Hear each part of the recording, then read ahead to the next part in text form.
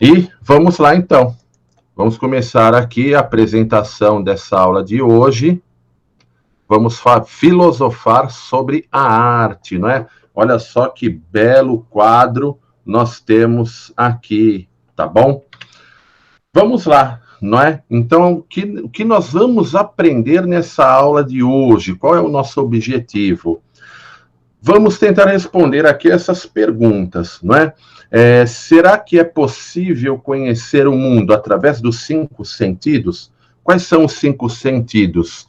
Visão, audição, paladar, tato e olfato, tá bom? Esses são os 5 sentidos. Então, muitas pessoas falam, não, o conhecimento ele é uma coisa intelectual, o conhecimento está na mente, através do raciocínio. E esses filósofos questionaram isso, falou, mas, bom, nós podemos conhecer através do raciocínio, bacana. Mas o raciocínio, ele começa através do quê? Começa através da observação. Começa através de algo que você ouviu. Então, por exemplo, você ouviu uma notícia. Você vai falar, poxa, será que essa notícia é verdadeira? Então, eu vou buscar outras notícias para comprovar essa notícia. Ou seja, você ouviu aquela notícia. Que mais? Você viu um fenômeno da natureza, como, por exemplo, um raio, não é? Você viu um raio, uma descarga elétrica, você viu um corisco, não é? Então, você vai falar, nossa, mas o que é isso? Ou seja, o conhecimento, ele iniciou através da observação, tá? Então, essa é uma das primeiras questões filosóficas sobre a estética. Que mais? Será que é possível definir beleza? Então, nós vamos ver aí se é possível definir beleza. Que mais? O que é arte? Então, quando nós vemos aí, por exemplo, um muro, né, com um grafite. Então, às vezes nós dizemos, olha que arte bonita. Outros vão dizer, que porcaria de pichação é essa?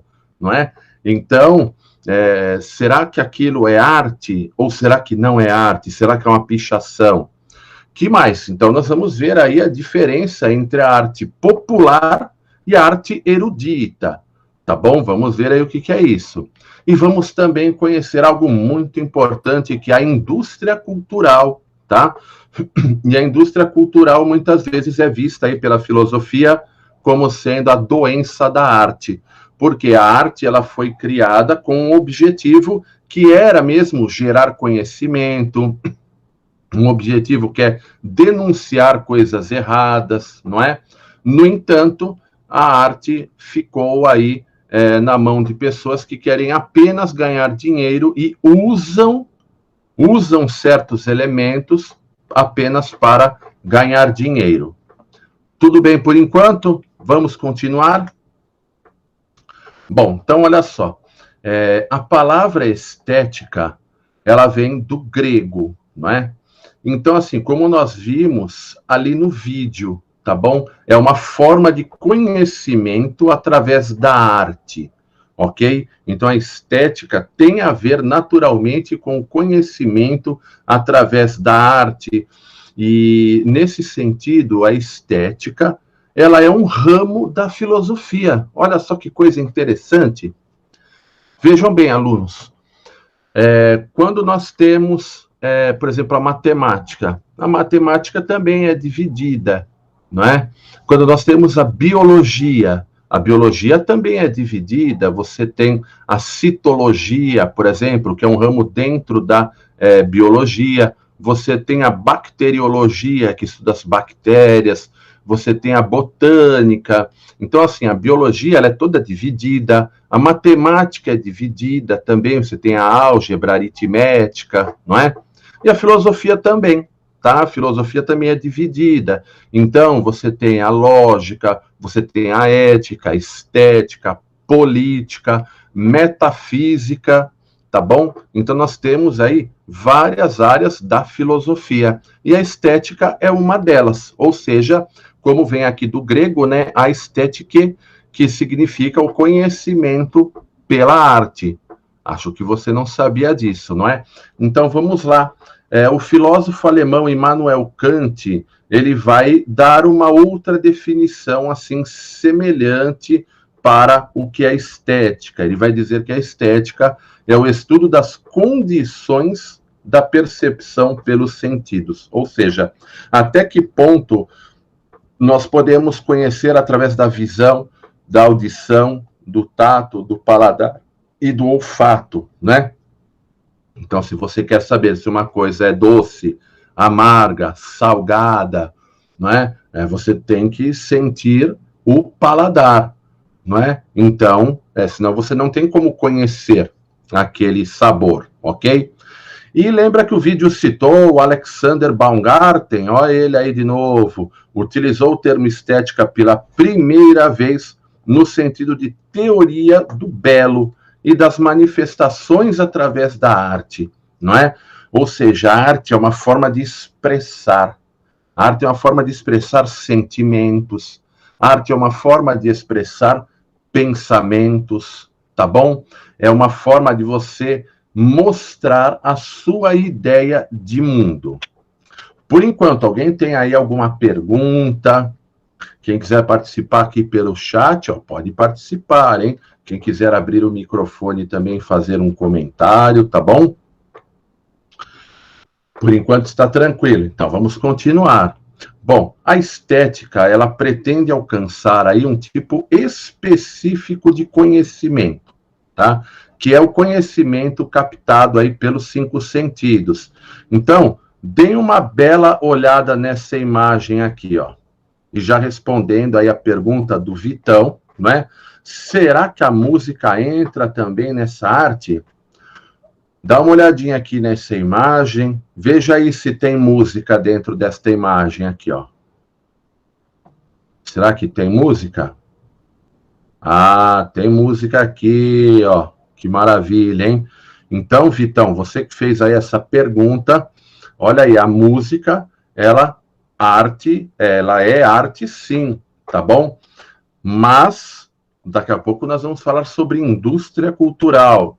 E aí o bicho vai pegar, hein? Tem gente que não vai gostar daquilo que os filósofos falaram sobre indústria cultural.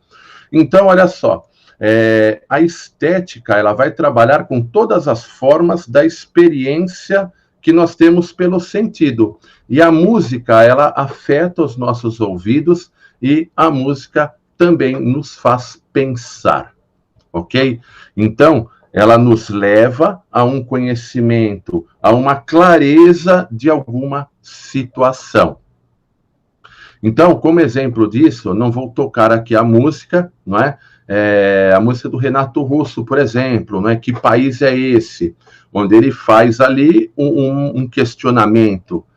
Tem um dos momentos da música que o Renato Russo ele fala, né?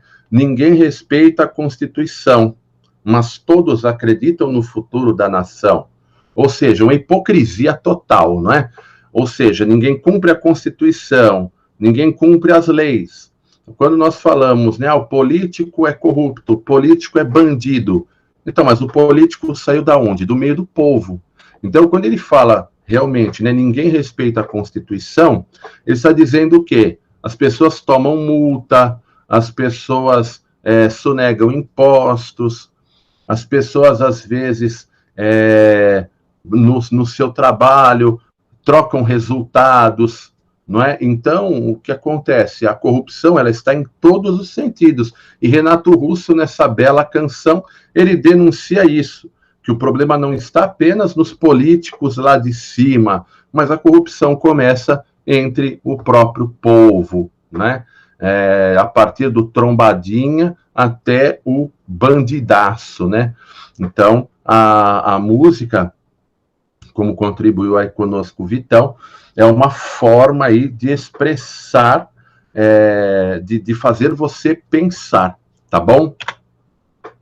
Mas e agora, hein? Será que é possível definir a beleza, definir o que é belo e definir o que é feio? Será que isso é uma questão aí apenas de juízo?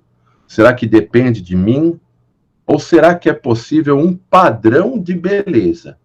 Então, veja bem, ó, o ser humano, em geral, pode fazer aí alguns tipos de juízo, tá? Então, a gente entra também um pouquinho aqui da ética. E você vê que a palavra estética também tem ética, não é? Então, assim, estética e ética muitas vezes acabam aí andando juntas, não é? Então, nós temos aí alguns juízos que nós fazemos sobre algo que vemos, que ouvimos, que percebemos pelos sentidos. Um juízo é o juízo de fato. Então, por exemplo, você viu uma batida de carro. A batida de carro é um fato. Aí depois você vai começar a fazer um julgamento. Puxa, aquele carro vermelho estava muito rápido. Não daria tempo dele brecar. Então ele causou acidente. O outro vai falar, não, mas aquele carro branco ali foi muito imprudente, porque ali não era para ele fazer uma curva naquele momento. Ele deveria ter esperado, não é? Aí o outro vai falar, não, mas ele estava muito rápido, ele não vai conseguir perceber, né, o tempo de virar ou esperar. Então, você tem o juízo de fato, que é simplesmente ver uma coisa. Então, você viu uma batida de carro. É um juízo de fato. Ninguém pode contestar que aqueles dois carros colidiram, não é? Só que depois vem o juízo de valor. Quem está certo e quem está errado. Você pode julgar se uma coisa é boa ou ruim, agradável ou desagradável, bonita ou feia. Então, todas as pessoas têm os seus julgamentos pessoais. Você tem aí os julgamentos morais, como nós dissemos, não é? Referente ao certo e ao errado, e o juízo estético, tá? Quando julgamos alguma coisa, julgamos um objeto, se ele é belo ou se é feio. E muitas vezes nós julgamos isso de acordo com aquilo que nos agrada, tá bom? Aquilo que agrada os nossos sentidos. Então, uma música que te agradou, você fala, puxa, essa música é uma música bela. Tudo bem, mas e aí? Será que é possível estabelecer um padrão de beleza? Estabelecer um padrão de feiura, não é? Então, vamos lá. Muitos filósofos aí buscaram justamente pesquisar o que é a beleza. E para alguns, né, a beleza é algo que está objetivamente nas coisas. Bom, então vamos lá. Então isso não depende apenas do julgamento pessoal meu, não depende do julgamento pessoal seu. Então, se você ver, por exemplo, ali alguns quadros pintados durante o Renascimento cultural, né? Você vai ver que aqueles quadros, eles são muito bonitos. Assim, muitas pessoas acham bonitos os quadros. Por quê? Porque mostram a vida como ela é, né? Mostram as pessoas, assim, bonitas, bem vestidas. O quadro, ele corresponde à realidade. Parece até uma fotografia. Tem quadros que são tão bonitos que parecem fotografias, não é? Então, nesse período, por exemplo, né, do Renascimento cultural, estabeleceu-se isso como um padrão de beleza. Quanto mais um quadro for parecido com a realidade, mais bonito ele é. Então, se a pessoa fizesse aí uma pintura cubista, dadaísta, né, naquela época, seria considerado algo ridículo, horrível, né? Que mais? Na Grécia Antiga, as esculturas, elas eram esculturas de pessoas fortes, né? Os músculos bem definidos. Então, assim, as pessoas muito bonitas e fortes. Ou seja, uma escultura bonita era a escultura de pessoas fortes. Não ia fazer uma escultura de uma pessoa magrela, de uma pessoa gorda, né? Então, para eles aí, né, o padrão estético era essa questão de ser forte, né, de ter vigor físico, tá bom? Então, olha só, né? É isso para alguns filósofos. Agora, nós temos aí alguns filósofos que são chamados de idealistas e os filósofos chamados de empiristas. Então, assim, o que são os filósofos empiristas? Os filósofos empiristas são aqueles que vão tomar como referência as experiências que temos, tá bom? E, de fato, né, o Vitor escreveu mais umas coisas aqui para nós, né? As esculturas eram justamente aí o padrão dos guerreiros de antigamente. Então, nessa época da Grécia Antiga, existiam muitas guerras, né? Uma das guerras aí, por exemplo, muito famosas foi a Guerra do Peloponeso, as guerras médicas, não é? Guerras médicas que não era por causa de medicina, hein? Eram os povos medos, tá bom? Então, assim, essas guerras eram muito sangrentas também. E o pessoal queria o quê? Queria, de uma certa forma, fazer propaganda dos seus soldados, não é? Então, como na época não tinha internet, não tinha um jornal, né, nem escrito, não tinha nada, então uma forma de você representar pessoas fortes. Para quê? Para estimular, né, todos a fazerem algum tipo de exercício, de se cuidar, a fim de que todos ficassem aí fortes e que pudessem, principalmente os homens, né, a defender a sua cidade. Tá bom, Vitão? Tá participando bastante aí, eu quero ver a participação dos outros também, né? O pessoal tá muito quieto aí, tá? Deixa a gente triste dessa forma, né? A gente quer aí a participação de todos e o Vitão continue aí, claro, participando bastante, com seus questionamentos, com as suas ideias, tá bom? Então, olha só, como eu dizia para vocês, os filósofos empiristas, eles acreditam aí que a beleza, ela não está no objeto em si. Ou seja, você pode olhar uma escultura de uma pessoa forte, você pode olhar um quadro, né, retratando com bastante propriedade, com bastante fidelidade, na verdade, ao mundo físico, né? Pode ter uma correspondência, você pode falar, nossa, esse quadro aí é tão perfeito que não existe nada perfeito, então não gostei.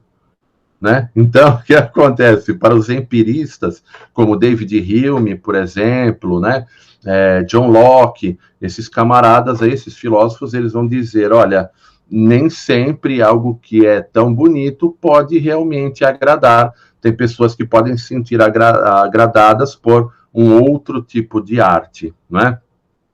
E o que acontece? Alguns filósofos são chamados de idealistas.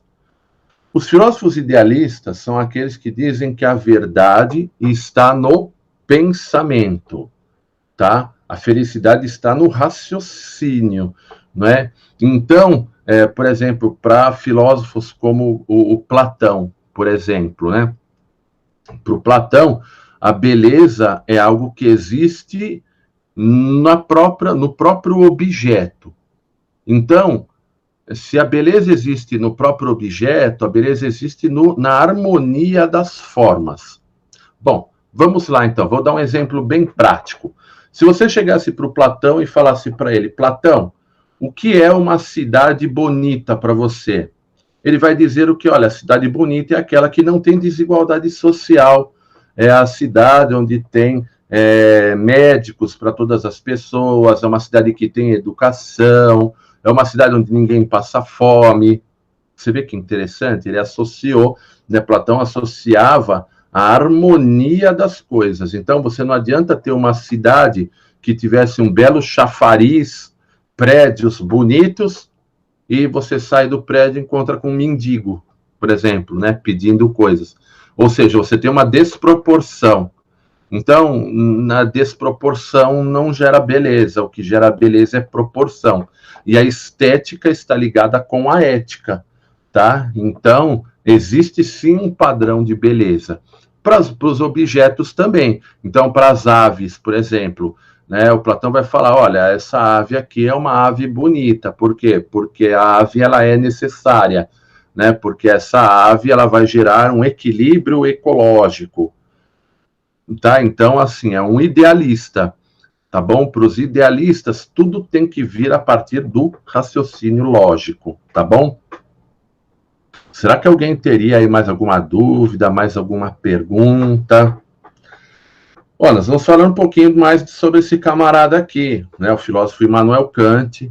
Filósofo Immanuel Kant, filósofo aí alemão, foi um filósofo muito importante aí, tá bom? Da época, está próximo ali do iluminismo, não é? Então, o filósofo Immanuel Kant influenciou toda aquela geração.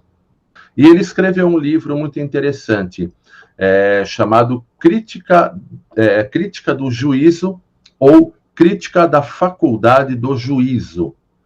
Crítica do juízo. Poxa, por que crítica do juízo?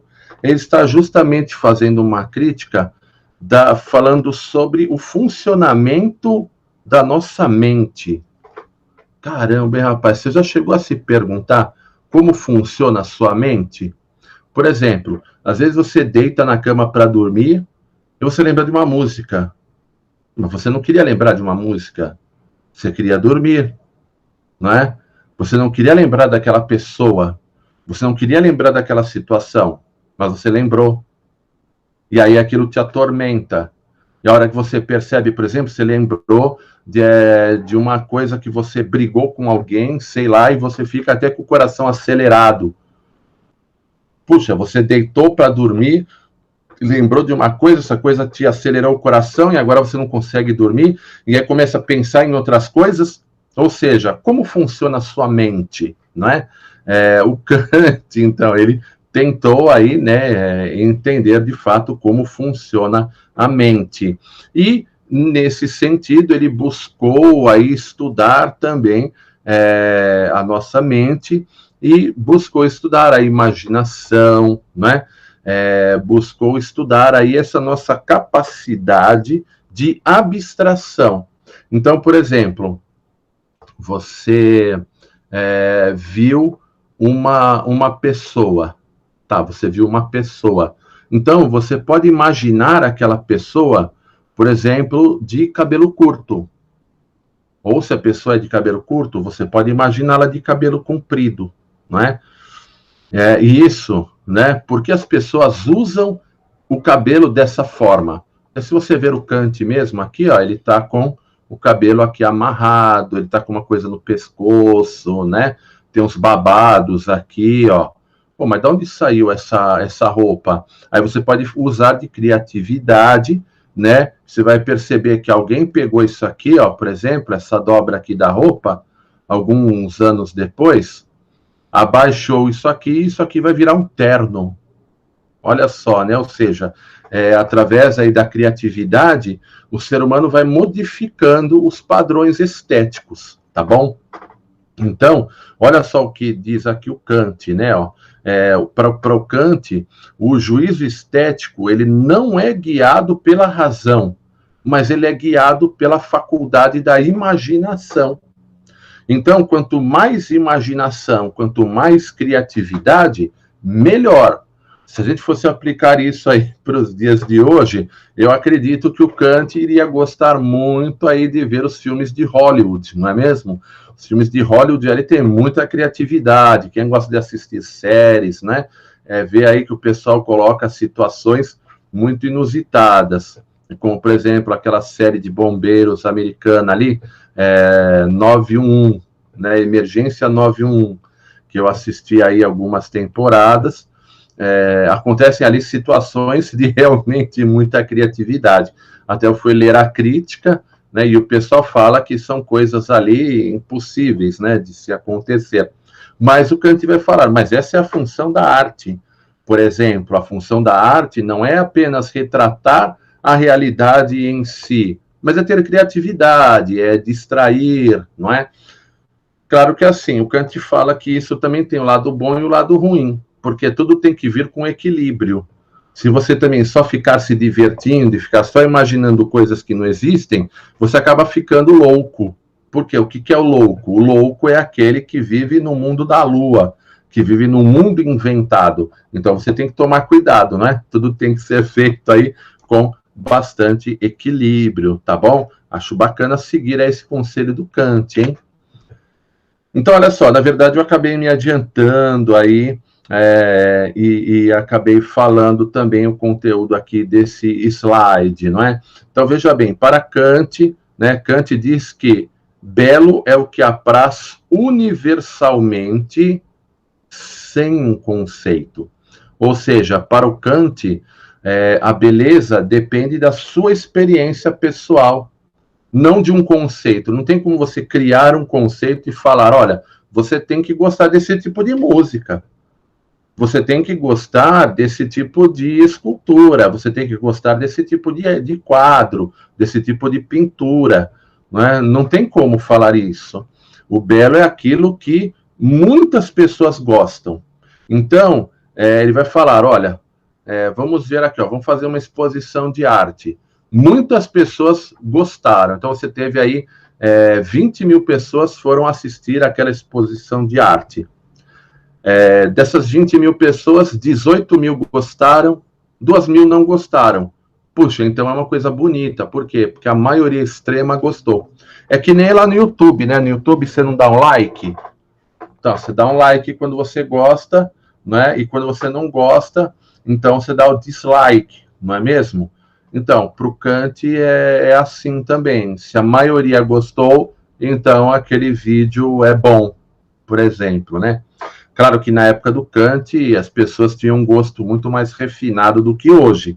Eu não sei se hoje ele realmente concordaria com aquilo que ele mesmo disse no passado, né? Se o Kant pudesse voltar aqui no dia de hoje, tá bom? Bom, maravilha. Então, assim, a arte, ela é uma expressão criativa da sensibilidade, ou seja, aquilo que você está sentindo, você faz numa música. Uma pena que a Fran hoje não está aqui conosco, né? A Fran, ela fez aí um rap, acho que o ano passado, se eu não me engano, até eu vi o vídeo, né? Ela ganhou um prêmio lá com o rap que ela fez, não é mesmo? Ou seja, aquilo que ela estava sentindo, ela colocou para fora, né?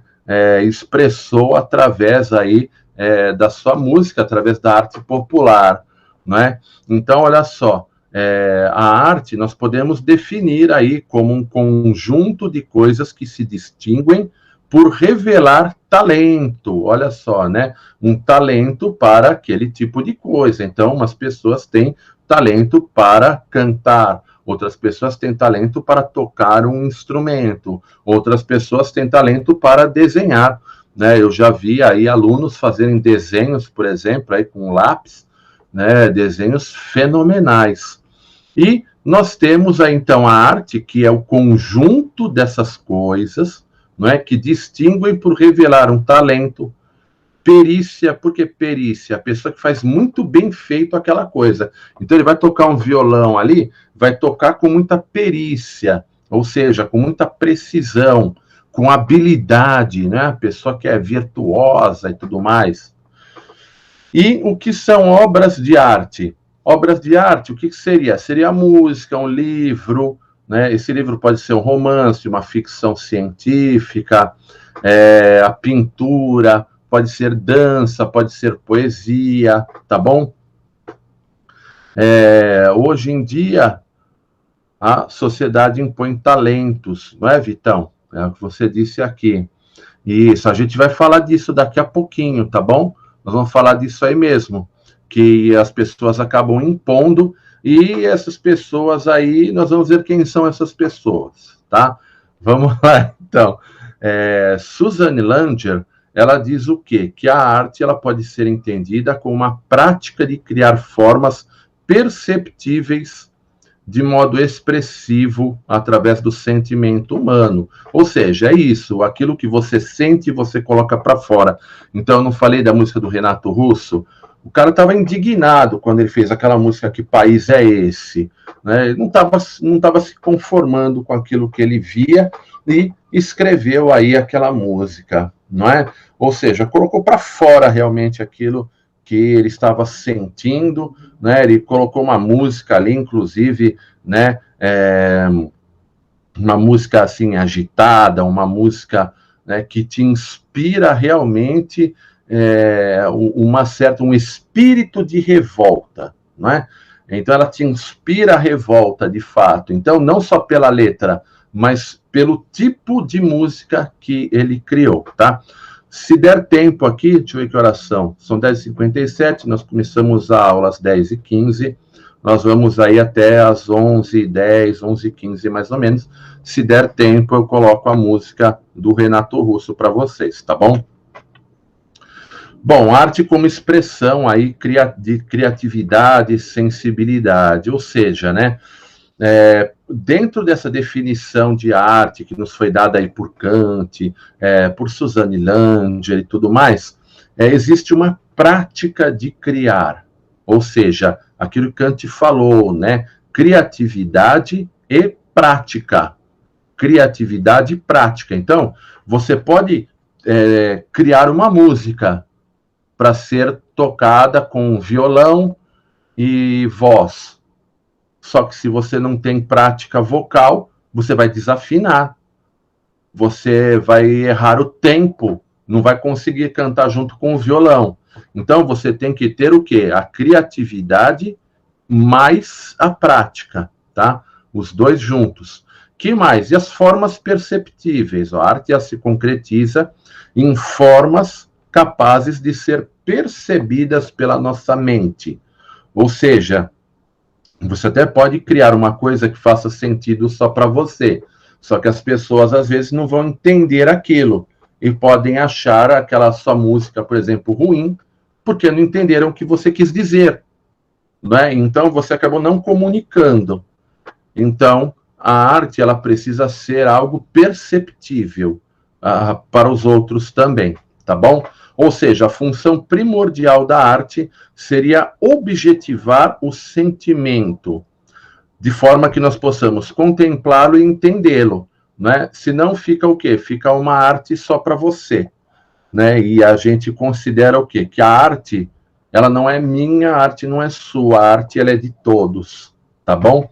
Então, isso aí para o conceito de filosofia. A arte, nesse sentido, ela também acaba sendo um fenômeno social, tá bom?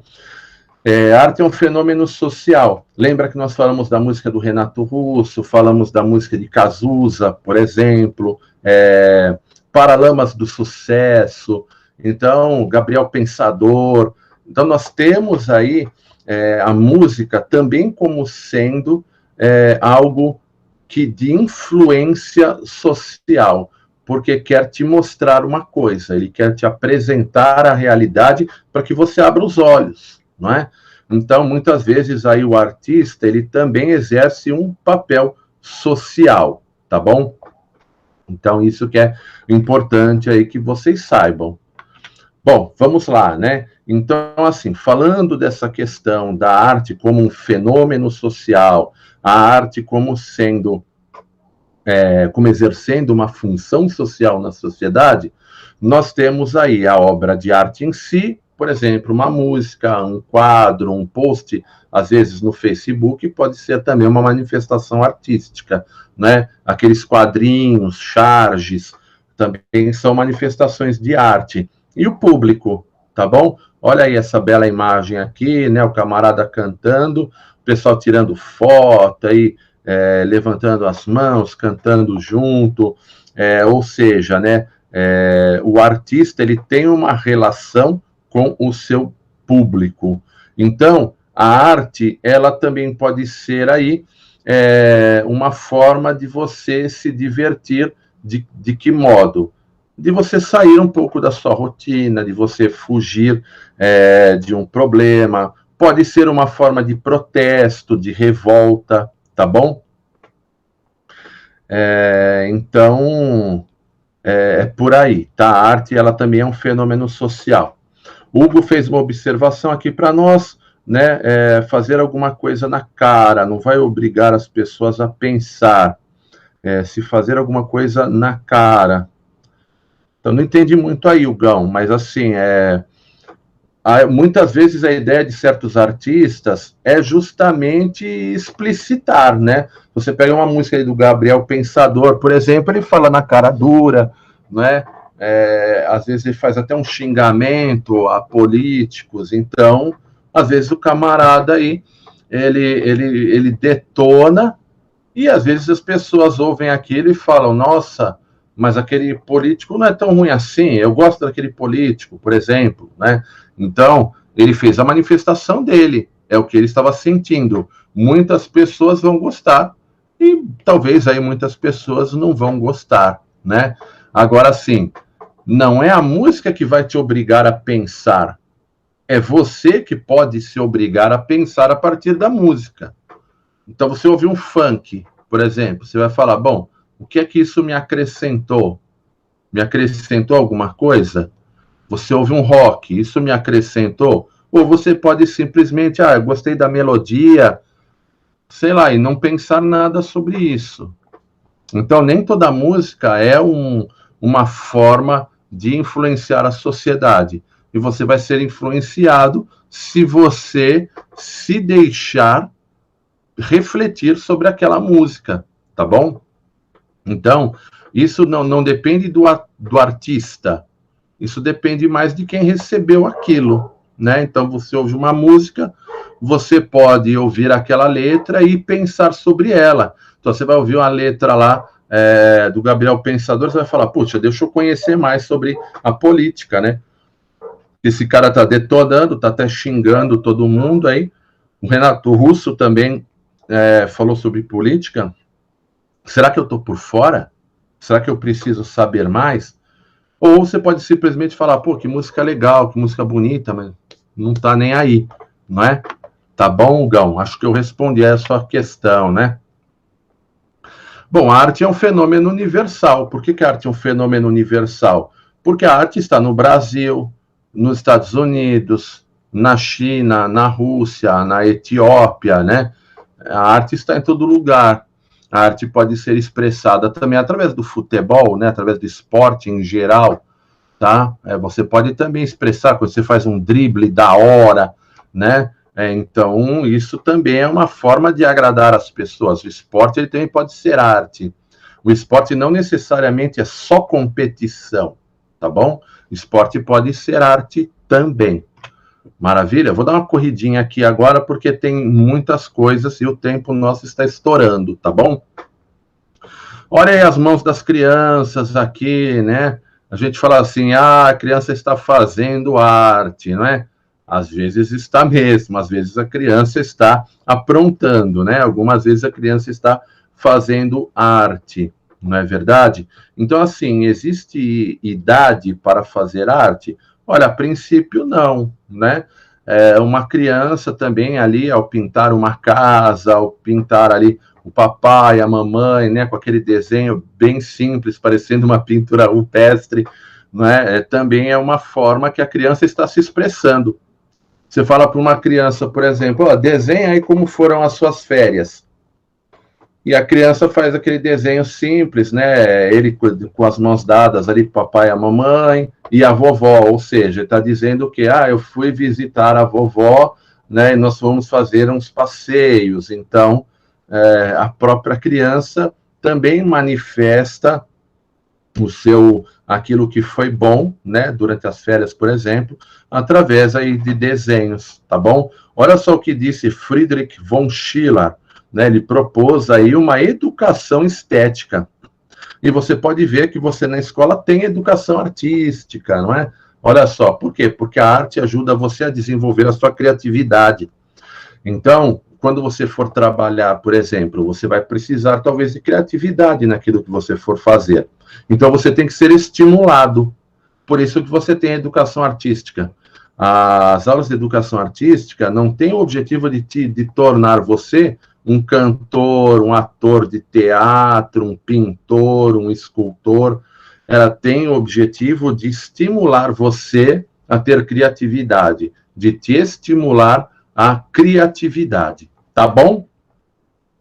Deu para entender por que você tem educação artística? Bom, nós temos aí a arte popular e a arte erudita, não é? A arte erudita, olha só, aquilo que eu falei para vocês. Olha que quadro maravilhoso, não é?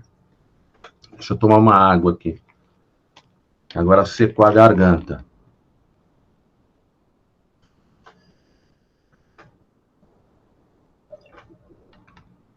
Olha aí.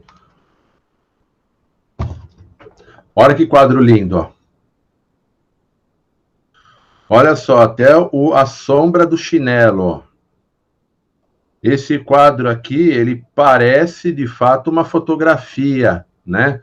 Parece que o camarada fez uma fotografia. Olha os detalhes da roupa, né? Os efeitos de luz e sombra, né? A janela está aqui, então o camarada está mais escuro, porque ele está voltado contra a janela, iluminando apenas o rosto, levemente voltado aí para a lateral, né? Ó.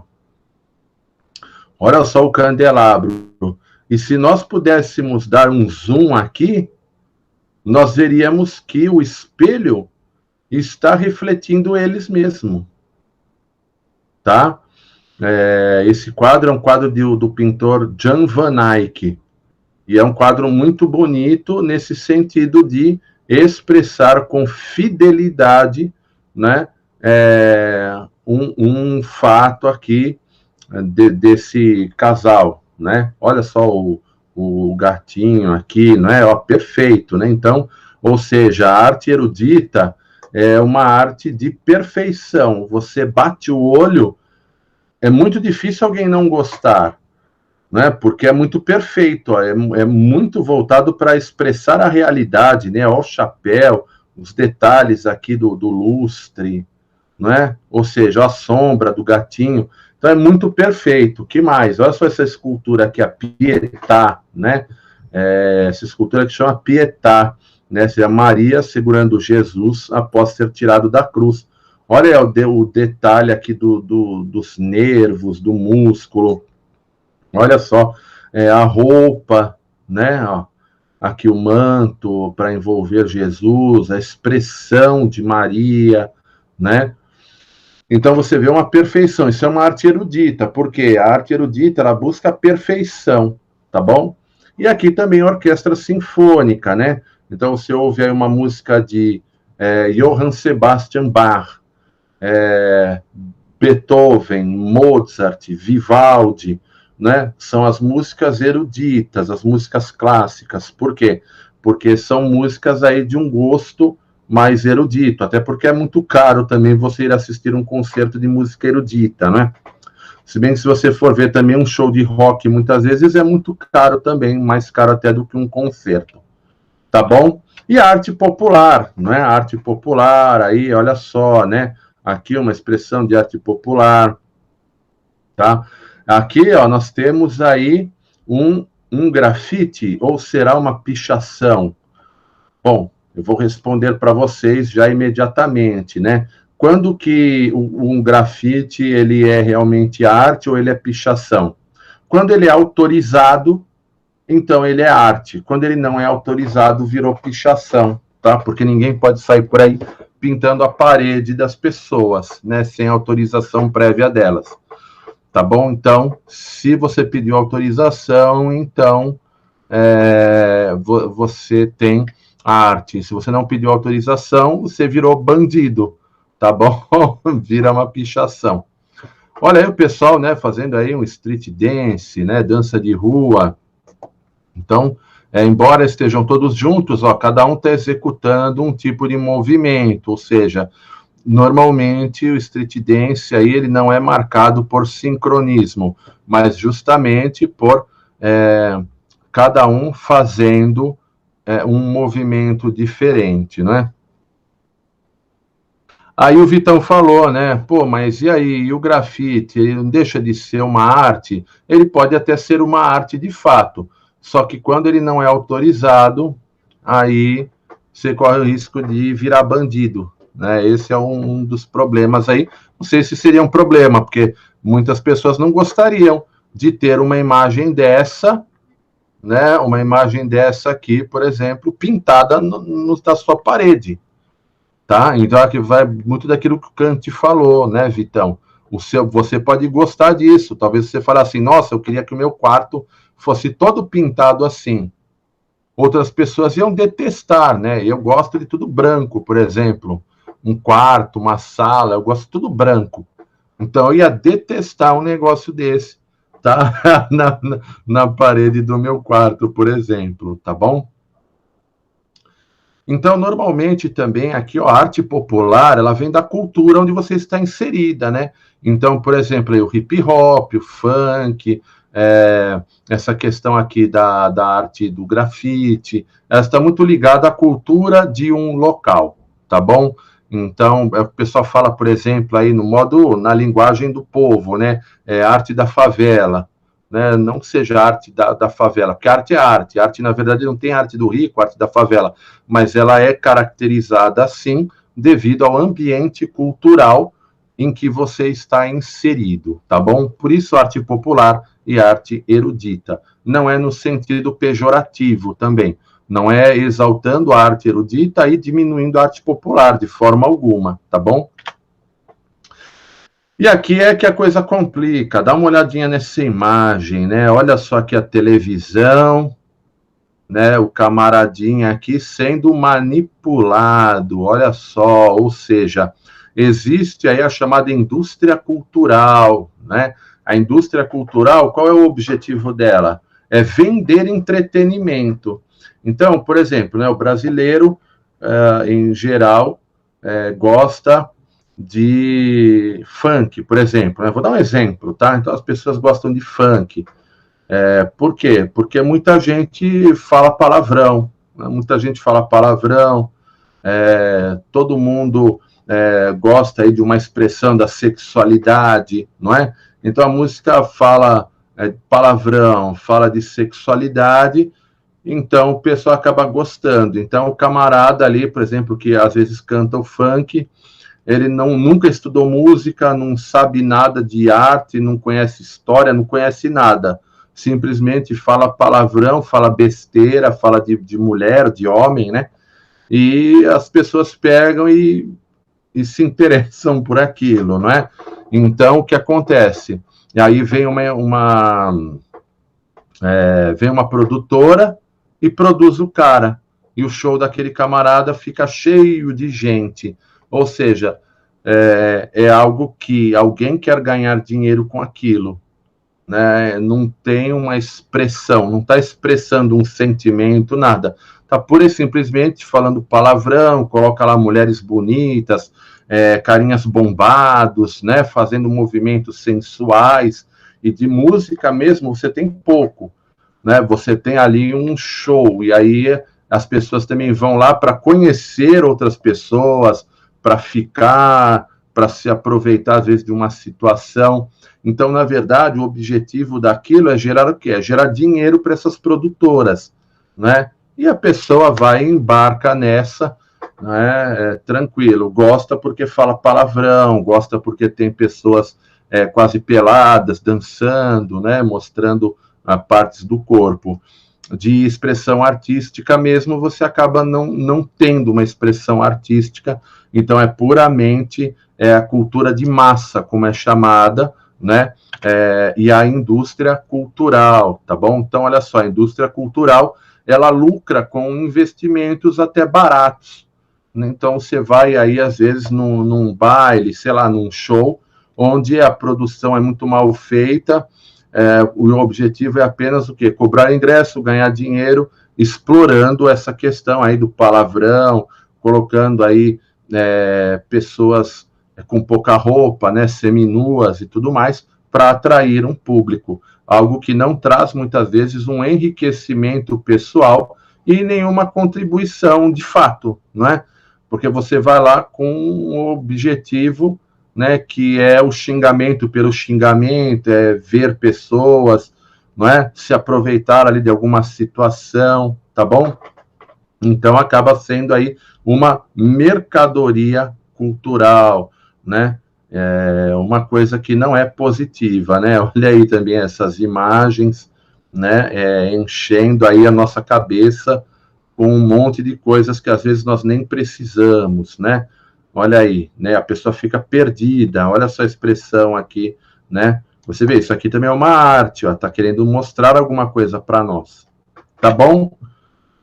Bom, muito bem, né? É hora da nossa revisão aí, que já passamos aí, né? Chegamos a 1 hora de aula, né? A ideia é realmente termos 2 aulas por semana, 2 aulas de 45 minutos, mas a gente faz aí 1 aula por semana de 50 minutos a 1 hora. Então, é um tema bastante polêmico também, né? E chegou aqui o momento da nossa revisão. Então, olha só, nós vimos que a estética é um ramo da filosofia, tá? Que parte do princípio de que é possível obter conhecimento a partir das experiências que temos dos 5 sentidos: visão, audição, paladar, tato e olfato.